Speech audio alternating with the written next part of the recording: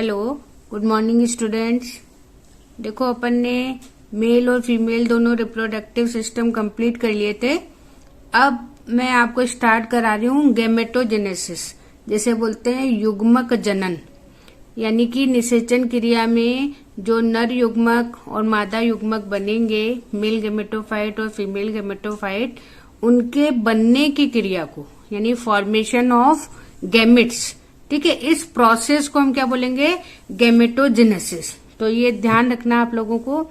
English में दिक्कत नहीं आती है, लेकिन हिंदी वाले बच्चे युग्मक जनन को युग्मकों का जनन लिख देते हैं, लेकिन यहाँ जनन से मतलब है निर्माण। और ये चीज मैं आपको फर्स्ट चैप्टर में बता चुकी हूँ कि वहां पर भी परागकण और अंडा से बन रहे थे, तो वही क्रिया यहाँ पर भी वही कहलाएगी। अब देखो, सबसे पहली बात कि ये जो प्रोसेस है, ये प्रोसेस जिससे जिन सेल से स्टार्ट होता है या युग्मक जिन कोशिकाओं से बनते हैं, उन कोशिकाओं को हम बोलते हैं आद्य जनन कोशिकाएं या प्रीमोर्डियल सेक्स सेल्स। तो ये इम्पोर्टेंट है। फिर उसके बाद में ये पूरी जो प्रोसेस है, इस प्रोसेस को जो हार्मोन कंट्रोल करता है वो हार्मोन होता है फॉलिकल स्टिमुलेट हार्मोन, FSH, और ये हिंदी में इसको बोलते हैं पुटिका प्रेरक हार्मोन। तो ये कुछ स्टार्टिंग में आपको इसकी चीजें याद करनी है। अब देखो, क्योंकि हम यहाँ मनुष्य या ह्यूमन की बात कर रहे हैं, तो ह्यूमन क्या होता है? यूनिसेक्सुअल होता है, एक लिंगी होता है। तो इसमें मादा और नर अलग होने के कारण ये प्रोसेस भी दो उसमें अपन ने बांट दी है। गैमेटोजेनेसिस एक कॉमन नाम है, जबकि अगर अपन इसको डिवाइड करेंगे तो ये दो भागों में विभक्त होगी। एक तो होगी शुक्र जनन, जिसे हम बोलेंगे स्पर्मेटोजेनेसिस, जिसमें शुक्राणु का निर्माण होगा, और जो दूसरी होगी उसे हम बोलेंगे अंड जनन या oogenesis। तो आज मैं आपको इसमें स्टार्ट करा रही हूँ शुक्र जनन। अब देखो, मैं स्टार्ट कर रही हूँ शुक्र जनन, जिसे बोलते हैं जिसमें कि शुक्राणु का निर्माण होता है। तो यहाँ पे डेफिनेशन वही रहेगी कि युग्मक का निर्माण। अब जो नर युग्मक होता है उसे अपन क्या बोलते हैं? शुक्राणु। इसलिए शुक्राणु का जो निर्माण है उस प्रोसेस को हम क्या बोलेंगे? शुक्र जनन, यानी फॉर्मेशन ऑफ स्पर्म। अब ये जो प्रोसेस है, ये प्रोसेस कहाँ हो रहा है, सबसे पहले अपने को ये ध्यान रखना है। तो अगर स्टार्टिंग में देखें तो टेस्टिस यानी वृषण में भी अंदर पालिकाएं होती हैं, और उन पालियों के अंदर होते हैं शुक्र जनक नलिकाएं यानी सेमिनिफेरस ट्यूबल्स, और उसकी भी मैंने आपको स्ट्रक्चर बताई थी। तो उसके अंदर जो है जनन उपकला होती है, जर्मिनल एपिथेलियम होती है, और इसमें दो प्रकार की कोशिकाएं होती हैं। एक कोशिकाएं तो होती है सर्टोली कोशिका, और दूसरी होती है जनन कोशिका, यानी सर्टोली और जनन यानी कि रिप्रोडक्टिव सेल। अब ये जो जनन कोशिका है, इसी कोशिका से निर्माण होता है किसका? शुक्राणु का। और जो दूसरी कोशिका है जिसे हम सर्टोली कोशिका कह रहे हैं, उनसे इनका पोषण या न्यूट्रिशन होता है। तो ये जो जनन कोशिका है, इस जनन कोशिका को हम बोलते हैं स्पर्मेटोगोनिया। अब आप यहाँ डायग्राम में देखो, यहाँ आपको जहाँ अपन स्टार्ट कर रहे हैं वो क्या लिखा हुआ है? स्पर्मेटोगोनिया। अब देखो, ये जो प्रोसेस है ये भी यहाँ थोड़ा इम्पोर्टेंट कर लो। इस पूरी प्रोसेस में लगभग 74 डेज लगते हैं, 74 दिन लगते हैं। फिर इस जो प्रोसेस है, इस प्रोसेस को हमने दो भागों में बांटा है। अब ये जो प्रोसेस है, अब यहाँ पे आप देख रहे हो कि सबसे पहले स्पर्मेटोगोनिया है, फिर प्राइमरी स्पर्मेटोसाइट है, फिर सेकेंडरी स्पर्मेटोसाइट है, फिर ये मियोसिस है, फिर ये स्पर्मेटिड। तो यहाँ स्पर्मेटोगोनिया से लेकर स्पर्मेटिड तक इसको हमने एक भाग में बांटा है, और इसे हम बोलते हैं, जो स्पर्मेटिड है उसको हिंदी में कहा जाता है शुक्राणु पूर्व।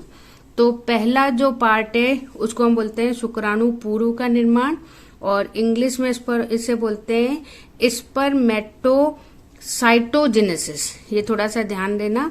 फिर उसके बाद में जो दूसरा पार्ट है जिसमें कि स्पर्मेटिड चेंज हो रहा है, स्पर्मेटोजोआ, यानी स्पर्मेटोजोआ को हम बोलते हैं स्पर्म। तो ये जो प्रोसेस है, इस प्रोसेस को, ये सेकंड पार्ट है, और इसे हम हिंदी में बोलते हैं शुक्राणु में रूपांतरण या शुक्र कायंत्रण, और इंग्लिश में बोलते हैं स्पर्मेटोलियोसिस। तो यहाँ पर ये थोड़ा सा आपको ध्यान देना है। अब सबसे पहले अपन फर्स्ट इसका पार्ट कर रहे हैं, शुक्राणु पूर्व का निर्माण, या जैसे स्पर्मेटोसाइटोजेनेसिस कहते हैं। इसमें भी यहाँ पर 3 फेज यहाँ आपको दिख रही है। तो ये 3 फेज है। सबसे पहली जो फेज है जिसे मल्टीप्लिकेशन फेज या गुणन अवस्था कहते हैं। अब ये जो प्रवस्था है, इस प्रवस्था में जो स्पर्मेटोगोनिया है, ये स्पर्मेटोगोनिया साधारण यानी समसूत्री विभाजन करके बहुत सारे स्पर्मेटोगोनिया में बदलेंगे, यानी लगातार इसमें डिवीजन होता जाएगा और बहुत सारे यहाँ पर स्पर्मेटोगोनिया बनेंगे। और डिवीजन कौन सा होगा? समसूत्री विभाजन। उसके बाद में फिर अपन सेकंड फेज पे आ रहे हैं और ये फेज कहलाती है ग्रोथ फेज। अब देखो सेल वही है, लेकिन बस हमने यहाँ पे इसका नाम बदल दिया है क्योंकि ये विभाजन करके इसमें आ गई। और समसूत्री विभाजन है, माइटोटिक डिवीजन है, ये कोई चेंज नहीं है। तो यहाँ जब ये ग्रोथ फेज में जाएगी तो हमने इसका नाम बदल दिया है और ये है प्राइमरी स्पर्मेटोसाइट, या जिसे अपन कह सकते हैं प्राथमिक शुक्राणुजन कोशिका। ठीक है। और यहाँ पे आप ये देख लो कि 2n यानी ये भी द्विगुणित है, डिप्लॉइड है, ये भी द्विगुणित डिप्लॉइड है। तो यहाँ तक ये सेम है, बस इसमें थोड़ा सा फेज का डिफरेंस हुआ है।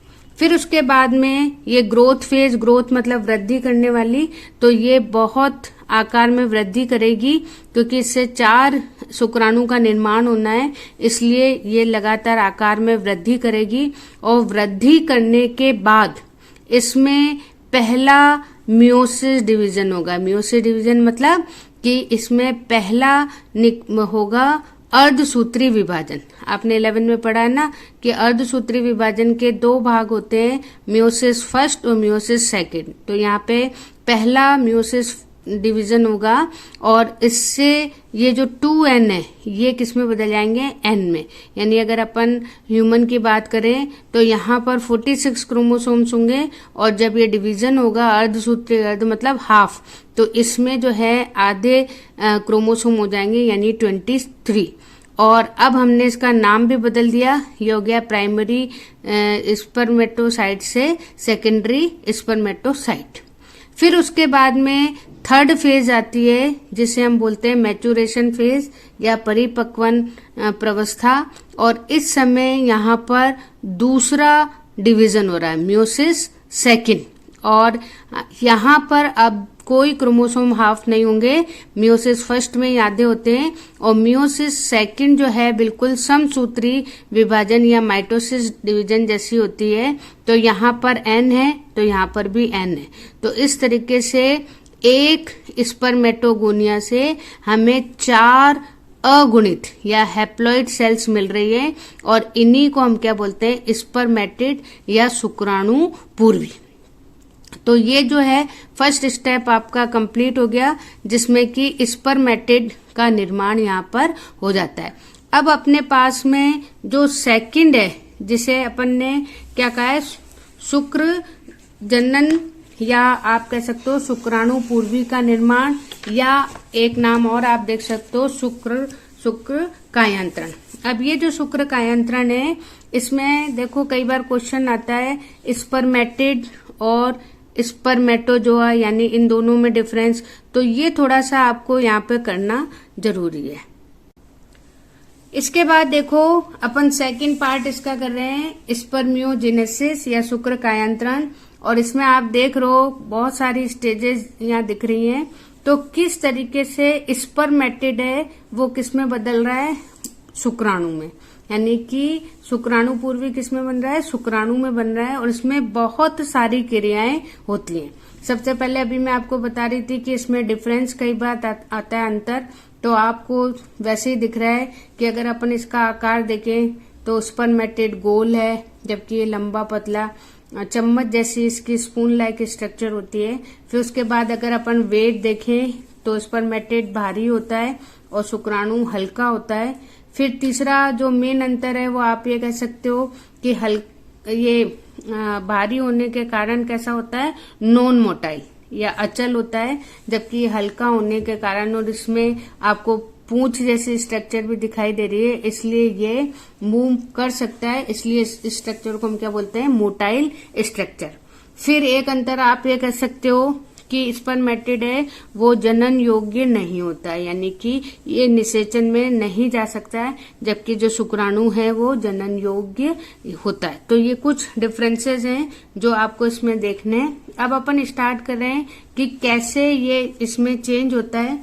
तो आप यहाँ देखो, सबसे पहले इसमें जितनी भी अनावश्यक जो चीजें शुक्राणु में या स्पर्म के फॉर्मेशन में आवश्यक नहीं होती है, उन सारी चीजों को स्पर्मेटिड जो सेल है वो अपने में से बाहर निकाल देती है। सबसे पहले वाटर, जितनी जल की आवश्यकता होती है वही रखती है, बाकी सारे जल को ये साइटोप्लाज्म से बाहर निकाल देती है।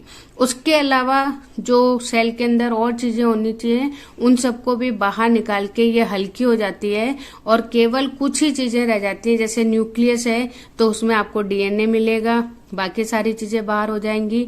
और साइटोप्लाज्म है तो उसमें गोल्जी एपरेटस और उसके अलावा माइटोकॉन्ड्रिया और सेंट्रियोल, ये जो चीजें हैं ये चीजें जो है यहाँ पे मिलेंगी, बाकी सारी चीज को यहाँ से बाहर निकाल दिया जाएगा। अब देखो, सबसे पहले अपन इसकी स्टार्ट कर रहे हैं कि इसका जो सिर भाग है उस सिर भाग का निर्माण होता है, और इस सिर भाग को आप लास्ट में देखो एक्रोसोम कहते हैं, और इसका निर्माण किया जाता है गोल्जी काय से। गोल्जी काय के अंदर कुछ एक्रोसोमल कण पाए जाते हैं जो इकट्ठे होके इसके सिर भाग का निर्माण करते हैं, और ये इसलिए होता है क्योंकि इन एक्रोसोमल जो ग्रेन्यूल्स होते हैं इसमें ऐसे एंजाइम होते हैं जिनकी सहायता से ये अंडे के आवरण को तोड़ सकता है या भेद सकता है, तो इसलिए ये यहाँ पर इम्पोर्टेंट है। और ये जो एंजाइम्स हैं इनको अपन बोलते हैं स्परलाइसिन, या फिर अगर अपन स्पेशली ह्यूमन की बात करें तो ह्यूमन में हाइलुरोनिडेज, ये एक विशेष एंजाइम है जो कि शुक्राणु के एक्रोसोम पार्ट में पाया जाता है। फिर उसके बाद में जो दूसरी यहाँ पर है वो है सेंट्रियोल, जिसे हम तारक काय कहते हैं। और जब डिवीजन होता है, चाहे माइटोटिक डिवीजन हो चाहे मियोसिस डिवीजन हो, तो उस समय तारक काय टूटकर ध्रुव बनाता है, पोलर बॉडीज बनाता है। तो यहाँ पर भी ये यही काम करता है, जो सेंट्रियोल है वो डिवाइड होगा, और डिवाइड होने के बाद में दो पार्ट में यहाँ पे चला जाएगा। एक पार्ट तो इसका केंद्रक के पास रहेगा और दूसरा पार्ट इसके नीचे वाले पार्ट में चला जाएगा। यानी जो टेल फॉर्मेशन है उस टेल फॉर्मेशन के अंदर जो फाइबर होंगे, जो तंतु होंगे, उन तंतुओं का निर्माण कौन करता है, सेंट्रियोल। और इसी मतलब आप कह सकते हो स्थान के आधार पे अपन इसको दो में बांटते हैं। जो ऊपर वाला होता है उसे बोलते हैं समीपस्थ यानी प्रॉक्सिमल, और जो नीचे वाला होता है उसे हम बोलते हैं दूरस्थ या डायस्टल सेंट्रियोल। फिर उसके बाद में तीसरा अपने पास में सबसे इम्पोर्टेंट ऑर्गन बचता है वो है माइटोकॉन्ड्रिया। अब क्योंकि इसको बहुत ऊर्जा की आवश्यकता है, तो ये जो ऊर्जा है ये ऊर्जा देने का काम कौन करता है, ये काम करता है माइटोकॉन्ड्रिया। तो इसका जो मध्य भाग होता है या जो मिडिल पे, सभी मैं आपको शुक्राणु की भी इसमें संरचना बताऊंगी, तो ये पार्ट का जो है उसके अंदर क्या होता है, माइटोकॉन्ड्रिया होता है, और इसका मुख्य कार्य क्या होता है, ऊर्जा देना। तो इस तरीके से यहाँ पे अलग अलग पार्ट हैं, वो अलग अलग चीज का निर्माण करते हैं, और निर्माण करने के बाद में स्पर्मेटिड है वो किसमें बदल जाता है, शुक्राणु के अंदर। अब देखो मैं आपको एक और चीज दिखा रही हूँ कि ये जो क्रिया है इस क्रिया पे कैसे हार्मोन का नियंत्रण होता है। तो सबसे पहले आपको देखो ऊपर एक ग्रंथि दिखाई दे रही है हाइपोथैलेमस। इस हाइपोथैलेमस से एक विशेष हार्मोन निकलता है और उस हार्मोन को हम बोलते हैं GnRH, गोनेडोट्रोफिन रिलीजिंग हार्मोन। ये जो हार्मोन है, ये हार्मोन जो पीयूष ग्रंथि आपको पिट्यूटरी ग्लैंड दिख रही है, उसका जो एंटीरियर पार्ट है, उसका जो अग्र पिंड है, उस पिंड को ये स्टिमुलेट करती है, उत्तेजित करती है। और इससे जो है यहाँ पे दो हार्मोन निकलते हैं, एक तो है एफएसएच और एक है एलएच। एफएसएच मतलब फॉलिकल स्टिमुलेट हार्मोन, और ये वृषण में जाके जो सर्टोली सेल है, उन सेल को डेवलप करती है ताकि ये न्यूट्रिशन दे सके। और उधर जो एलएच है, वो एलएच लेडिंग सेल को स्टिमुलेट करती है, जिससे टेस्टोस्टेरोन, बहुत इंपॉर्टेंट है, जिसको हम मेल हार्मोन भी कहते हैं, ये हार्मोन रिलीज करती है ताकि स्पर्म्स का, शुक्राणु का निर्माण हो सके। और उसके साथ साथ सेकेंडरी कैरेक्टर यानी द्वितीयक लक्षण भी यहाँ पर दिखाई दे। तो ये जो है कंडीशन, इसे हार्मोन द्वारा नियंत्रित किया जाता है। अब कुछ चीजें हैं कि जैसे मान लीजिए कि ये जो शुक्राणु बनते हैं, उनको एक्टिव रहने के लिए भोजन होना चाहिए, यानी न्यूट्रिशन होना चाहिए, जो सर्टोली सेल देती है। फिर इसका जो टेम्परेचर है, कल भी मैंने आपको बताया था कि जब ये वृषण में रहते हैं तब तो 2 से 3 टेम्परेचर कम होता है, लेकिन जब ये एब्डोमेन में चले जाते हैं, उदर में चले जाते हैं, तो वहां पर टेम्परेचर ज्यादा होने के कारण ये मर भी सकते हैं। इसलिए टेम्परेचर इनका सही होना चाहिए, न्यूट्रिशन इनके पास होना चाहिए। और फिर उसके बाद में अगर हम इनकी देखें तो लाइफ इनकी होती है लगभग 55 से 60 मिनट, यानी कि 1 घंटे तक ये लाइव रह सकते हैं। तो ये यहाँ पर आपका हार्मोन कंट्रोल हो गया। अब देखो, इसके बाद मैं आपको शुक्राणु की संरचना करा रही हूँ। ये जो शुक्राणु है, ये शुक्राणु, सबसे पहली बात तो अपन इसको नर युग्मक या मेल गैमेट कहेंगे। और अगर संरचना देखें अपन, इसका आकार कभी पूछा जाता है तो ये स्पून लाइक होता है। फिर यहाँ पे इसके 3 पार्ट हैं, एक तो हेड पोर्शन है यानी शीर्ष, फिर मिड पीस है मध्य भाग, और तीसरा है टेल या पूंछ। तो इसे अपन ने 3 भागों में यहाँ विभक्त किया हुआ है। सबसे पहले अपन स्टार्ट कर रहे हैं हेड रीजन या सिर भाग। और सिर भाग में भी आपको 2 विशेष रूप से दिखाई देंगे, एक तो है एक्रोसोम और एक है न्यूक्लियस। यानी कि एक्रोसोम को तो अपन हिंदी में भी एक्रोसोम कहेंगे, और ये जो भाग है न्यूक्लियस, वो है केंद्रक। अब ये देखो, सबसे पहली बात कि एक्रोसोम, अभी पहले भी मैंने आपको बताया कि इस भाग में जो है विशेष प्रकार के एंजाइम पाए जाते हैं। और ये जो भाग है, इसको अपन स्पर्म की टोपी या कैप भी कह सकते हैं। और ये किसकी बनी हुई है? ये बनी हुई है गोल्जी एपरेटस की। गोल्जी काय जो होता है, उसके अंदर एक्रोसोमल कण होते हैं जिनसे ये बनी हुई होती है। और इसमें स्पर्म लाइसिन एंजाइम पाए जाते हैं, जिनमें अगर अपन मनुष्य की बात करें तो हाइलुरोनिडेज, इसको जरूर आप अंडरलाइन कर लेना, हाइलुरोनिडेज और कैटेफिन, ये 2 एंजाइम हैं जिनके अक्सर नाम आते हैं। और ये एक तरीके के एसिडिक प्रोटीन होते हैं, अम्लीय प्रोटीन होते हैं, और इनको अपन एंटी फर्टिलाइजिन भी कहते हैं। फिर उसके बाद में जो ये भाग है जिसमें कि केंद्रक है, केंद्रक में आपको पता है कि सिर्फ डीएनए यानी कि 23 क्रोमोसोम्स यहाँ पे मिलेंगे, बाकी चीज यहाँ पर आपको नहीं मिलेगी। फिर उसके बाद में अपन आते हैं मध्य भाग में, और एक इन दोनों के बीच में छोटी सी नेक भी होती है, पर इसका इतना काम नहीं है। फिर ये जो भाग है, इस भाग में अगर अपन देखें तो यहाँ पर आपको सेंट्रियोल, यानी मैंने बताया था एक तो समीपस्थ और एक दूरस्थ, तो 2 यहाँ पर भाग होते हैं।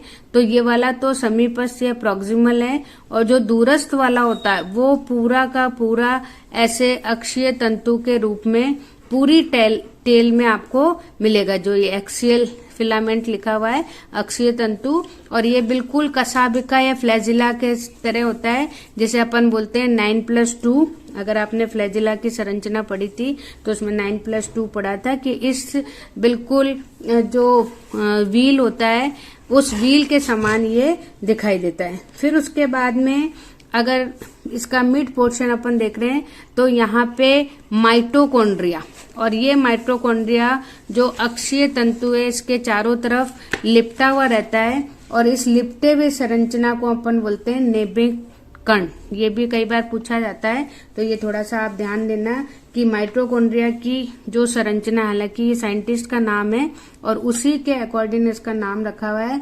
नेबिक कण। फिर उसके बाद में इसके चारों तरफ ये जो आपको ब्लू सी दिखाई दे रही है, ये कोशिका द्रव्य साइटोप्लाज्म की एक पतली सी परत होती है, और इस परत को हम बोलते हैं मैनचेट। तो ये थोड़ा सा आपको ध्यान रखना है।